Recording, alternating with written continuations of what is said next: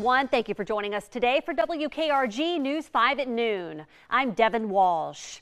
First on 5, polls are open across Mobile County and beyond for another 7 hours. Thousands of people have already voted in Mobile.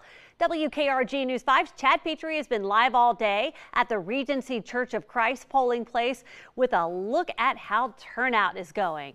Hey there, Chad. I know it's been busy today.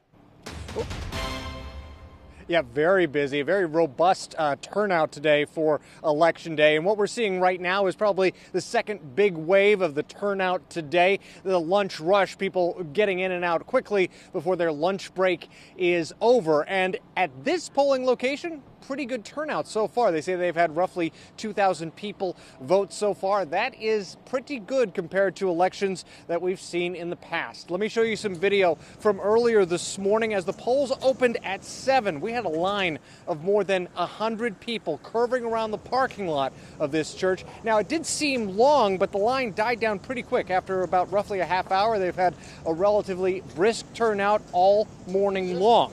Now, inside the gym, you'll find the gym floor just teeming with voters, people sitting at privacy booths, filling out their ballots. Really, the biggest driver of turnout today is, of course, the presidential election, and that means we're seeing crowds far larger than an off-year congressional race and much larger than we see in the primaries. But another driver particular to this polling place and others in Mobile County is that closely watched Alabama District 2 congressional race. Democrats have a chance to flip a House seat, but the GOP is working to turn out voters as well. We'll just have to see how things shake out as we go on throughout the day. Reporting live in Mobile, Chad Petrie, WKRG News 5. All right, thank you, Chad. Well, voting for the first time is always nerve-wracking, but it can be exciting for first-time voters. WKRG News 5's Catherine Brook is at the University of South Alabama, where there are many first-time voters. I'm here at the University of South Alabama, where I spoke to several students who voted for the very first time this election. My mom's a history teacher, and she always stressed the importance of voting, why it's important to vote. And so she always made sure to take us as a kid. And so it was really cool to actually fill out the circles myself instead of watching my mom do it. It was a step, a transition. Like the last time it was election, I was in high school, so I couldn't even vote. So I feel like now, it's a big impact, and it actually matters now.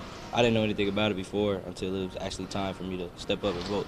Those students are just a few out of many that voted, as you'll be hearing from others later today. At the University of South Alabama, Catherine Brook, WKRG News 5. Mobile is already seeing an impressive amount of turnout this morning at the polls. More than 1,200 people voted at the Herbert and Fannie Meisler Senior Center by 10 o'clock this morning. Our own Peter Albrecht voted there this morning as well.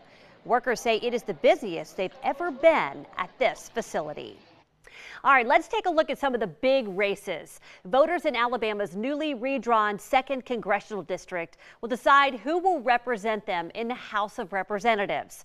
Republican Caroline Dobson is facing Democrat Shamari Figures for the seat. Both are attorneys.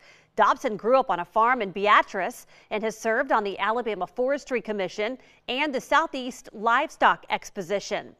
Figures is a Mobile native and served during Barack Obama's term as president and was chief deputy to U.S. Attorney General Merrick Garland.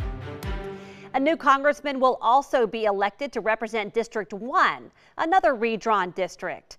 Republican Barry Moore, who currently represents District 2, faces Democrat Tom Holmes of Mobile in a district that has been judged to be the 6th most conservative in the nation. Voting has also started in the state of Florida. No lines, however, around mid-morning at Pine Summit Baptist Church in Pensacola's Bellevue community. Poll workers here say there's been a steady stream of voters throughout the morning. 2 amendments on the ballot in Florida have garnered a lot of attention. Amendment 3 would legalize recreational marijuana use for those 21 years and older. Amendment 4 would prevent the Florida legislature from restricting abortion before 23 weeks. It would still require a parent or guardian to be notified before a minor has an abortion. Well, the race for the White House comes down to today.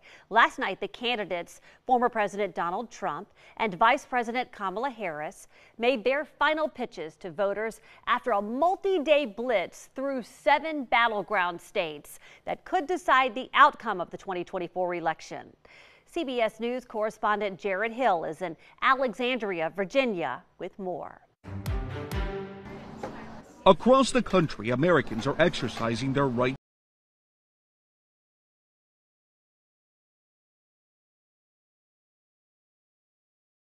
Polls show Vice President Kamala Harris and former President Donald Trump basically tied in 7 key battleground states.